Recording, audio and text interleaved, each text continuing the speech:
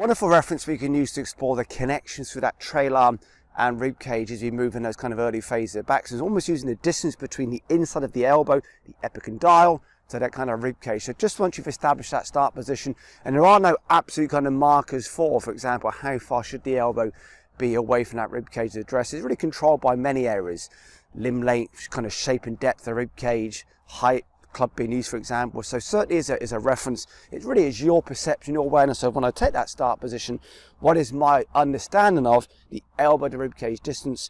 Then using the kind of thumb and finger on the lead hand, then just kind of take that kind of thumb and finger, and then as you'll see here, place thumb on rib cage, index finger or first finger just on the inside of the elbow, and whatever distance you have between inside of elbow, the epicondyle, the rib cage, or the dress, as you start to make those movements into that kind of early phase of backswing, is maintaining that distance at all times between inside of rib cage and inside that trail arm to really encourage rotation to the rib cage in the spine, connection controls for that trail shoulder scapula, then movements for that kind of trail hand and trail elbow. So almost some common imbalances we can see. Often when that kind of trail shoulder elevates, the elbow gets excessively behind us.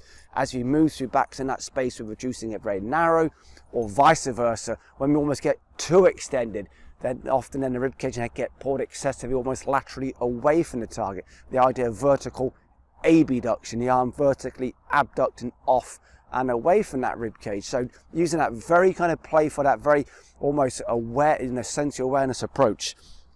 Finger on inside of elbow, thumb just on the kind of inside of rib cage, whatever distance you perceive, as you start to make some movements in the backs, and to really encourage that awareness through rotation through that spine and rib cage, connection controls through that trail shoulder, movements through that kind of trail hand, trail wrist, trail elbow, keeping that space the same in that early phase of backs. And loosely speaking, if you even put club in hand, finger, thumb, as you start to move in back, so to really encourage that rotation through that rib cage, the connection through that trail shoulder, the movements of that trail arm, keeping that space, maintaining that space is a very playful way, but then exploring the movements of that trail arm, trail shoulder, rib cage.